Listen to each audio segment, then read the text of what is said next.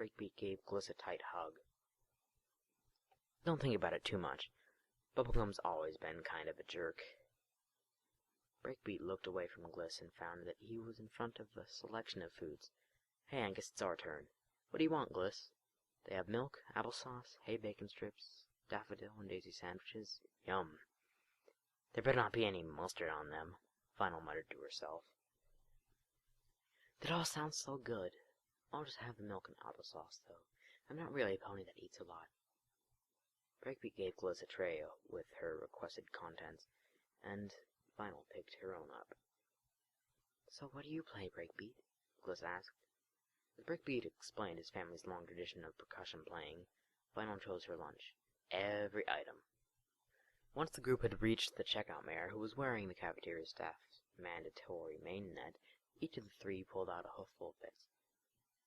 2 bits, she demanded this from Gliss, and Gliss paid. 5 bits, she told Breakbeat, and Breakbeat paid. When she saw Vinyl's full plate, she told her, I'll need 7 bits for that lunch. Vinyl opened her mouth a bit out of shock and shook her head. Well, see, I only brought 5 bits to school today, so if I could get a little compassion and see you pay just 2 bits for a poor filly's meal, I'd be real grateful. This didn't work the last year, and it wouldn't that year. 7 bits or take the hay bacon strips back. Vinyl sighed and motioned to place the bacon back in his tray in the food line. Now, have a nice day. The mare smiled, not noticing that Vinyl had hidden some of the bacon that was left on the tray into her saddlebag via her magic. Now, where do you two want to sit? Breakbeat felt like taking charge today. Vinyl wondered why for a moment, before finally noticing the snare drum on his flank. Suddenly, she realized that she was the odd one out. Again. She sighed and trotted up to Breakbeat and Gliss and pointed out an empty table in the northwest corner of the cafeteria. We could sit over there. It looks like nobody's got that table. Vinyl told each of her friends this, and together they made their way to the vacant seats. Once the 3 cohorts had sat down at their table, they began to eat. Vinyl took a bite out of her sandwich and grunted. Stale bread. Just my frickin' luck. She yelled. Anyways, she said as she sat her food down, what did you do this summer, Breakbeat? You know, other than getting your cutie mark. Oh, you noticed? It's wonderful, isn't it? One day I was playing along to a hazy song, and the next day I woke up, and there it was. He beamed. Vinyl loved it when he beamed. It made her feel like she could almost feel the warmth of his smile. Hazy, who's he? A rocker? Vinyl had never heard of Hazy before. Surprising, since his album was playing all over the radio at the time. No. Dang, Benny, you need to stop hanging around with your parents and listen to some real music. You're probably 50 years behind the times with all the jazz your dad pumps into your head, you know that? Yeah, I guess so. Vinyl reluctantly took another bite out of her sandwich. Hey, Gliss, you're a musician, yeah? What do you play? Well, I play the harp, just like my dad. I know, it sounds crazy, getting your talents from your parents, but I guess it all works out, you know? Gliss swallowed a spoonful of applesauce. You can play the harp, but vibrations? I can feel the notes crawl up on my hooves, and my eyes have only been broken for 3 or so years, so when they broke, I already knew how to play. Glissando cut Breakbeat off. And I know this might sound silly, but sometimes I think I can almost see the strings, like they're in my soul, as a piece of me. Wow, that sounds incredible, Vinyl replied, taking a crunchy bite out of a bacon strip. What do they look like? Glissando paused for a moment, and the indistinct conversations around them began to flood the air. They look like little beams of light. My parents tell me I have a crazy imagination, but I'm sure that when I play long enough, I see them. Well, I believe you. Do you, Vinyl? Breakbeat turned to Vinyl. The music is in her soul. Vinyl thought silently to herself. What's the sound of mine? What does it look like? So many questions. Hey, Vinny, you there? Breakbeat yelled in her ear. Suddenly her mind flew back into reality. Yeah, Breaker. And yes, Gliss, I believe ya. She opened up her milk carton and took a sip. Hey, something wrong? You haven't been talking much today. Vinyl felt a hoof touch her own, that of Breakbeat's. She pulled away immediately and exclaimed, "Nothing's wrong. Why would something be wrong?" "Well, I don't know. You just seem kinda zoned out." "Well, I'm fine, Breaker." The rest of Vinyl Scratch's lunch was relatively silent as her thoughts raced through her, too many thoughts for a filly to handle. After a few moments, she simply stopped thinking and listened to Breakbeat and Glossando's conversation until the end of lunch. Once the lunch bell had rung, each of the students in Miss Cantata's class traveled in a beeline to the band room. Each of the school's 19 band rooms were just as large and full of potential as the last, containing over 20 instruments per room, specialized for each classroom. This year, Miss Cantata's class was specially designated to practice all of their music in Music Room 8. Vinyl once asked her parents how the school was able to afford all of their crazy stuff, as she called it, and they simply told her that Philadelphia pays for everything. That came as an honest shocker to her, naturally. Each of Ms. Cantata's students scattered to their respective instruments the second they entered the room, save for Gliss, who was guided by Breakbeat to her heart personally. Every pony except Vinyl, that is, who seemed to simply float by the door, as though she was lost. "Why does she even come to this school if she's not a musician?" Bubblegum spoke into her active microphone, and at least 5 other ponies nodded in agreement. "She should just drop out.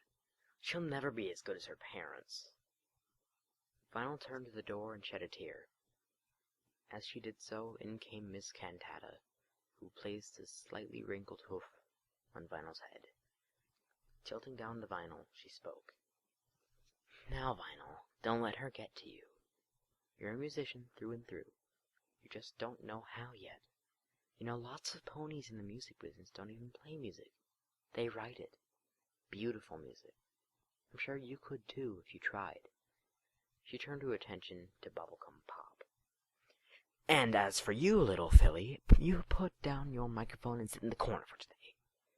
You've been very mean to little Vinyl." Bubblegum followed her teacher's orders, tossing the 75-bit microphone on the ground like a trinket and sitting in a chair in the loneliest corner of the band room. "Now, everybody else," Miss Cantata picked up her own microphone and spoke. "We're all going to perform Beethoven's Sonata No. 14 in 2 months. They call it the Lunar Sonata. I'll be passing around the sheet music for each of your respective instruments in just a moment." She trotted over to her desk and pulled out a rather large stack of papers before walking around the room, handing 2 or 3 sheets to each pony. When she reached Gliss's papers, she walked to the harp and whispered to her, "I'm sorry, Glissando, but we don't have any braille sheets. I'll try to get you some very soon. You can manage, can't you?" Glissando replied, "I'll manage. I can always improvise until they're ready. Thanks a lot, Miss Cantata." "Anything for a student of mine." She walked off to the next student, Tremolo Pick, while words became muffled in Vinyl's mind. "She should just drop out. She'll never be as good as her parents. The daughter of mezzo-soprano and paradiddle." The words rang through her head, noticing his friend losing herself again. Breakbeat left his Coltland V-Stage drum kit and went to her side. "Vinyl, really, you can tell me what's wrong. I'm your friend, right? Everyone has to make me sound like I have to be like my mom and dad, and I don't even want to be. All the music here is boring and old, just like my parents. I could be an awesome musician like you, but I'm just not. I can't even play a dumb chord on a stupid guitar." She burst out and shed a small tear that nearly went unnoticed on her off-white face, her breathing starting to accelerate. "Please don't cry, Vinyl. I can hear you crying, and I don't like the sound." Glissando's voice shot through the air at Vinyl. "I'm really sorry, you two. I'm just gonna go sit in the corner again."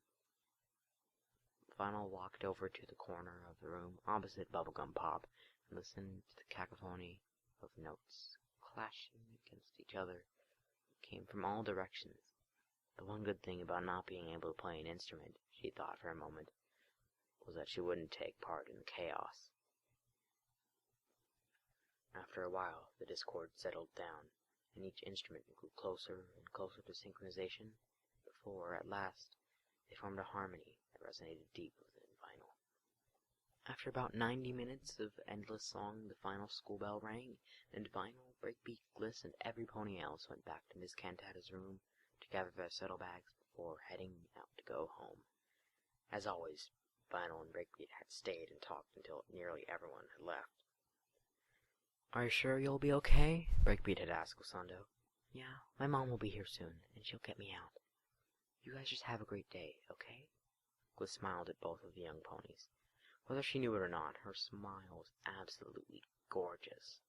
However, there wasn't a point in telling her. At least, that's what Vinyl and Breakbeat would later agree on. Together, Vinyl and Breakbeat left the door of Miss Cantata's classroom, and then, together, they left the school, re-entering the vast world of Philadelphia. "So," Breakbeat began to ask Vinyl as they exited the school, "wanna go someplace? Home is so boring." Vinyl finally let out a laugh and nodded. "Yeah," she smiled at Breakbeat. "Let's go."